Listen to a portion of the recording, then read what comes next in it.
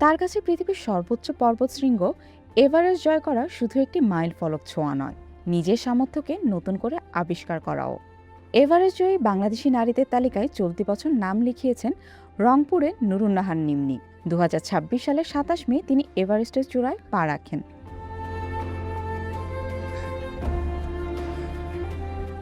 ছোটবেলা থেকেই স্বপ্ন ছিল যে এভারেস্টে চড়বো, এরকম কিছু না।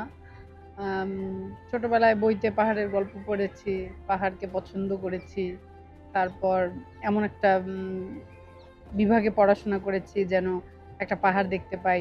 আপনি জানেন আমি ভূতত্ত্ব বিভাগে পড়েছি ঢাকা বিশ্ববিদ্যালয়ে। তো ১ম বার যখন একটা পাহাড় দেখেছি তখনই আসলে পাহাড়ের প্রেমে পড়েছি। কিন্তু এমন নয় যে তখনই সিদ্ধান্ত নিয়েছি যে আমি কোনো একদিন হলেও এভারেস্টের চূড়ায় চড়বো। এরকম সিদ্ধান্ত নিইনি। কিন্তু যখন আগ্রহ হয়েছিল যে পর্বতারোহণ করতে চাই, তো তখন আমি পর্বতারোহণের প্রশিক্ষণ নিয়েছিলাম। তখনও কিন্তু ঠিক করিনি যে আমি এভারেস্টে চড়বো। তো আমার একজন ইন্সট্রাক্টর ওখানে আমাকে জিজ্ঞেস করেছিলেন, "তুমি যে পর্বতারোহণের ট্রেনিং করতে এসছো?" তো তখন আমি তাকে উত্তর দিয়েছিলাম যে, "না, এভারেস্টের চূড়ায় চড়বো না, কিন্তু আ অন্য যে পর্বত আছে, বিশেষ করে আমাদ আবলামে চড়ার ইচ্ছে আমার আছে।"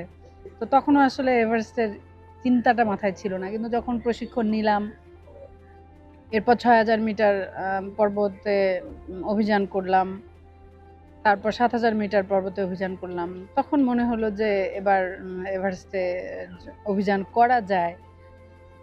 ঢাকা বিশ্ববিদ্যালয়ের ভূতত্ত্ব বিভাগে পড়ার সময় নিম্নির সঙ্গে পাহাড়ের সন্ধি। শুরুটা দেশের চন্দ্রনাথ পাহাড়ে চড়ার মধ্য দিয়ে। আমি যখন ফাইনাল সামিটের উদ্দেশ্যে বেরিয়েছিলাম ১৭ তারিখে, তারপর যখন ক্যাম্প 2 তে গিয়েছিলাম, ক্যাম্প 2 হচ্ছে ৬,৪০০ মিটার উচ্চতায়।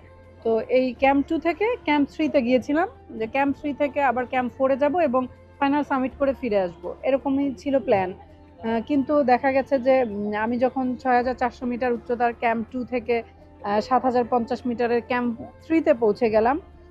তারপর পরদিন সকালে আমাকে জানানো হলো যে ক্যাম্প 3 তে এবং তার উপরে আবহাওয়া খারাপ, তোমাকে নেমে আসতে হবে।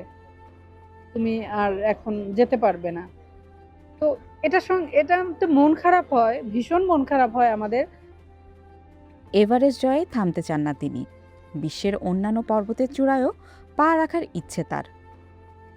এটা বিশেষ কোনো মাইল ফলক কিনা আমি জানি না, কিন্তু তৃতীয় বাংলাদেশী নারী হিসেবে এভারেস্ট বিজয় আমার জন্য একটুও গৌরবের নয়।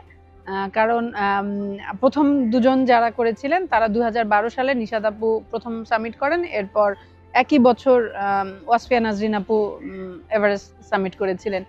তারপর চলে গেছে ১৪ বছর। ১৪ বছরে আর কোনো নারী গেল না। আমি গেলাম। তো এটা আসলে একটুও গৌরবের নয়। এই ১৪ বছরে যদি আরো ৩০০ নারী যেত, আমি যদি ৩০০ তম হতাম, আমি যদি ৩০০০ তম হতাম, তাহলে না আমার ভালো লাগতো।